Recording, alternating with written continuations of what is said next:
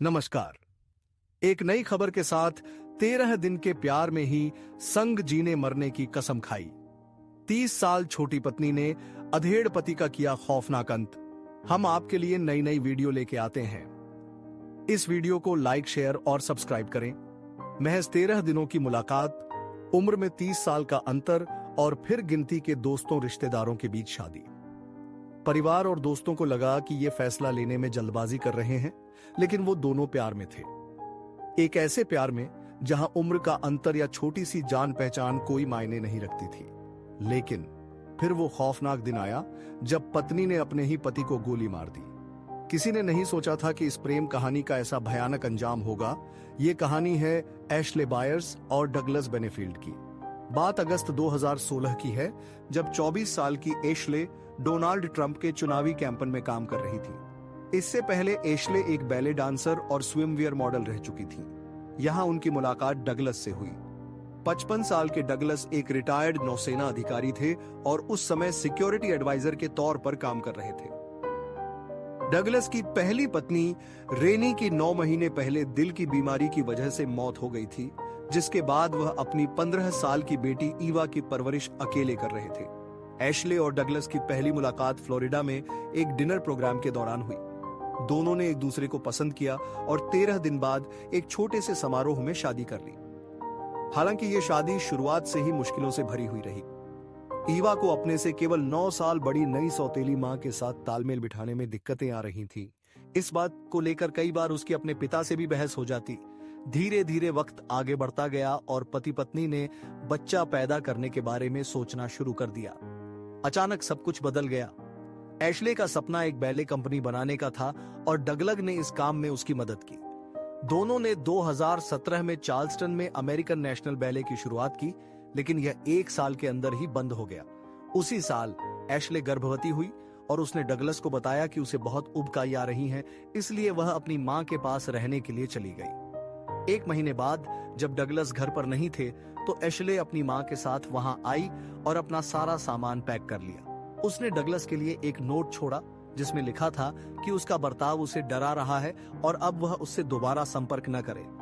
ऐसा लग रहा था कि एशले अब डगलस से कोई रिश्ता नहीं रखना चाहती थी। उसने डग के खिलाफ पुलिस में शिकायत भी दर्ज करा दी। एशले ने शिकायत में डगलस पर अपनी पहली पत्नी को जहर देने का भी आरोप लगाया, जबकि मेडिकल रिकॉर्ड में उनकी मौत का कारण दिल की बीमारी बताया गया था। मार्च 2018 में एशले ने अस्पताल में एक बच्ची को जन्म दिया। डगलस को इस बच्ची के बारे में उस वक्त पता चला जब एशले ने उसे अपनी बेटी से दूर रखने के लिए कोर्ट में याचिका दाखिल की। याचिका में डगलस पर एशले को जहर देने की कोशिश करने का आरोप लगाया गया था, लेकिन एक जज ने इन दावों को खारिज कर दिया। जब बच्ची 6 महीने की हुई तो डगलस को संयुक्त तौर पर उससे मिलने की अनुमति मिल गई और दोनों के बीच कुछ हद तक सुलह हो गई।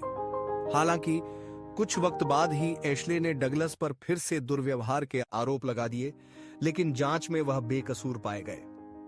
जब पड़ोसियों ने सुनी गोलियों की आवाज, 2020 की गर्मियों में दोनों फिर से साथ आ गए और डगलस ने ऐलान किया कि वह मैरीलैंड जा रहे हैं। 27 सितंबर को डगलस फ्लोरिडा गए, जहां एशले अपनी मां के साथ रह रही थी और एक वैन किराए पर ली। उन्होंने दिन भर एशले को सामान पैक करने में मदद की। इस दौरान एशले की मां उसकी बेटी को पार्क में घुमाने के लिए ले गई। उसी दिन शाम के तकरीबन 7 बजे का वक्त रहा होगा जब पड़ोसियों ने गोलियों की आवाज सुनी और घबराकर इमरजेंसी नंबर 911 पर फोन किया। पड़ोसियों ने बताया कि एशले हाथ में बंदूक लेकर बाहर निकली और कहा कि डगलस ने उस पर हमला किया है, इसीलिए उसने उसे गोली मार दी है। जब पुलिस पहुंची तो डगलस बेडरूम के फर्श पर पड़े थे। उनके पैर और बाह में गोली लगी थी, एक गोली छाती में भी लगी थी।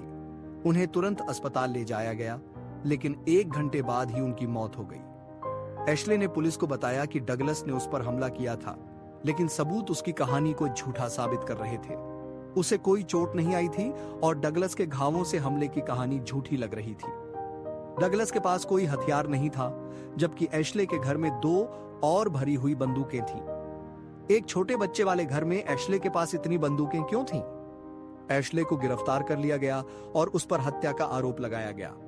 उसने खुद को निर्दोष बताया और कोर्ट में कहा कि 4 साल की बुरे बर्ताव से भरी शादी के बाद उसने आत्मरक्षा में गोली चलाई थी। उसने कहा कि डगलस को गुस्सा आता था। वह बहस के दौरान चीजें फेंकता और चिल्लाता था। एशले ने कहा कि जिस रात उसने उसे गोली मारी, डगलस ने उसके चेहरे पर मारा था। कोर्ट में खुल गए एशले के सारे झूठ। एशले ने कहा, मैंने बस बंदूक को डगलस की तरफ किया और कहा कि रुको जाओ, लेकिन लगभग लड़ने की मुद्रा में आ गया। वह मेरी ओर आने लगा, उसने मुझ पर हमला किया और मैंने बस ट्रिगर खींच लिया। वहीं सरकारी वकील ने कहा कि एशले के चेहरे पर हमले का कोई निशान नहीं था। साथ ही डगलस को गोली सामने से नहीं बल्कि बगल से मारी गई थी। वकील ने कहा कि एशले चाहती थी कि डगलस मर जाए ताकि उसे अपनी बेटी की पूरी कस्टडी मिल जाए। उन्होंने कहा कि दुर्व्यवहार का आरोप झूठा था। सुनवाई के बाद जुलाई 2024 में एशले को हत्या का दोषी पाया गया। 4 महीने बाद उसे 20 साल जेल और उसके बाद 10 साल की परिवीक्षा की सजा सुनाई गई। सुनवाई के दौरान डगलस की बेटी ईवा ने एशले से कहा कि उसने एक नहीं बल्कि 2 छोटी लड़कियों को अनाथ कर दिया।